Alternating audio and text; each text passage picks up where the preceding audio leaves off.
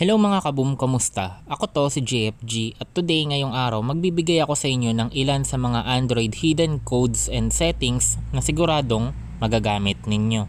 Calling out Mayday.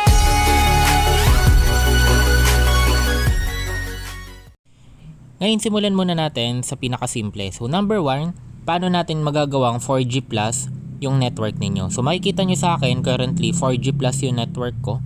So malakas talaga yung nagiging signal ko lalo na pag lumalabas ako sa bahay. Although pag nasa bahay ako, ito nagiging 2G or 3G lang kasi mahina yung globe sa amin.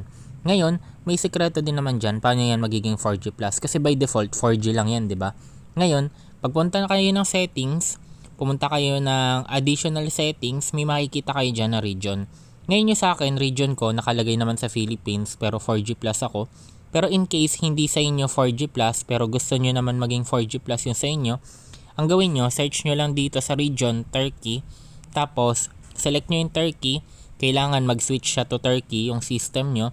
Tapos, ang mangyayari, yung data ninyo, magsi-switch na yan to 4G+. Okay? So, ginawa ko na to sa Realme and effective siya. Ngayon naman, number 2 na trick na pwede ko ituro sa inyo na makakatulong din sa internet, data or Wi-Fi man is pwede nyo tong i-download yung activity launcher. So itong activity launcher, madami siyang now open na settings sa inyo na hindi available pag wala ka nitong activity launcher. So pag naka Wi-Fi ka, ang gawin nyo, search nyo lang dito Wi-Fi. Okay, pag na-search nyo yung Wi-Fi, scroll mo lang sa pinakababa hanggang makita nyo tong Wi-Fi preferences. Ngayon click nyo yung Wi-Fi preferences, tapos ang i-click nyo dito, yung connection type. Pag by default nakalagay yan sa compatibility. Kung gusto mong bumilis yung wifi nyo, ilagay nyo from compatibility, ilagay nyo sa high speed. Okay? Switch nyo sa high speed. So para yung internet niyo maging mas mabilis pag naka wifi ka. Ngayon, paano naman pag naka data ka? Pag naka data ka naman, imbis na wifi yung isa-search nyo, ang i-search nyo naman dito is data. So pag na-search nyo yung data, normally may lalabas dito na use mobile data to boost speed. Okay? So click nyo yan.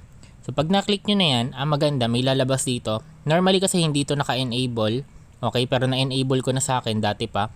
Pero may nakalagay dyan, use mobile data to boost speed. Tapos dapat i-enable nyo yan. Tapos i-select nyo na lang. Pwede nyo i-custom apps, pwedeng recommended apps. Pero sa akin, kinostom ko na lang. Tapos sinelect ko lang yung mga mahalagang application. Okay?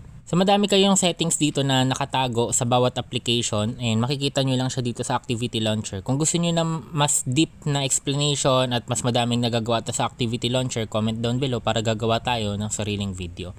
So pwede nyo itong i-download sa link sa description. Ngayon yung next tip ko mga kaboom, yung next trick natin is para naman to sa mga online gamers, yung naglalaro ka ng Mobile Legends, PUBG, Call of Duty, Wild Rift at kung ano-ano pang online games. Tapos yung network mo lagi nagfa-fluctuate. Ano ibig sabihin ng nagfa-fluctuate? Biglang bumababa, 'di ba? Paiba-iba yung network niya, nagiging 3G, nagiging 2G, bumabagal, tumataas yung ping. Pero kung gusto mo stable yung network mo, ito yung pwede nating ito yung may sasuggest ko sa inyo. So, ang gawin mo lang, punta ka ng contacts mo, ng dialer mo. Okay, tapos i-type mo lang dito, asterisk, hashtag 4636, hashtag hanggang mapunta kayo dito. May lalabas dyan normally testing. Kung hindi man testing, engineering mode, basta yung mga ganun. Tapos pindutin nyo kung anong SIM yung ginagamit ninyo. Okay? So, sa akin, ito, GOMO. Tapos ang gagawin ko dito, pag pinindot ko to, may makikita kayo na medyo complicated na ganyan. Pero may nakalagay dito sa baba, nakalagay dito, set preferred network type. Ang gagawin nyo, by default, di ba may mga nakalagay dito, magkakaiba tayo. Pero ang gagawin nyo lang, click nyo yan. Tapos isa-set nyo siya to, eto, hanapin nyo lang dito yung LTE only. Okay, so isearch nyo lang yung LTE only para ang mangyayari dyan, hindi ka magiging 3G, hindi ka magiging 2G, kahit mahina yung signal mo, ifo-force nito yung phone mo na always 4G lang. Okay, so maganda to pag naglalaro kayo ng games or may pinapanood kayo sa YouTube or may dina-download kayo na ayaw nyo mag-disconnect yung data ninyo. Yun nga lang, ang side effect nito, okay, ang pangit na side lang pala nito, is hindi ka makaka-receive ng text or hindi ka rin matatawagan. So kung wala ka namang ka-text, wala kang katawag, di ba? Pwede mo tong i-turn on, pero kung mahalaga sa'yo na gusto mo talaga nakaka-receive ng text or may tumatawag sa'yo, I suggest wag mo siya i-turn on. Ngayon, para maibalik naman sa dati, ang gawin nyo lang, punta lang kayo ng settings. Okay, tas hanapin nyo lang dito yung SIM card and mobile data network. Pindutin mo yung SIM na ginagamit mo. Pindutin mo yung preferred network type. Tapos click mo lang yung LTE or 5G. Diba kung depende sa network ninyo. Tapos automatic, babalik na siya sa dati. Pero ngayon, kung hindi gumagana sa inyo yung hashtag *4636, para hindi kayo mahirapan kasi minsan magkakaiba tayo ng bands. And magkakaiba din tayo ng processor, may Snapdragon, may MediaTek, di ba magkakaiba tayo ng mga processor, may Kirin pa. And magkakaiba din yun minsan ng tinatype, yung sa akin Snapdragon. And para hindi kayo mahirapan, para hindi ko na ibigay lahat ng codes, ang gawin nyo na lang, pwede nyo to i-download. 4G LTE, ilalagay ko na lang din yung link sa description. Na pag kinlik nyo, okay, same lang din siya na mangyayari. Next lang natin. Okay, next, accept, get started. And ganun lang din yung mangyayari sa kanya mga kaboom. Ayan no. Makikita nyo din to. Try nyo na lang, meron siyang method 1, method 2, method 3. Kaya siguradong gagana sa inyo to. Ngayon itong last trick ko, medyo common na to sa mga nagde-developer options.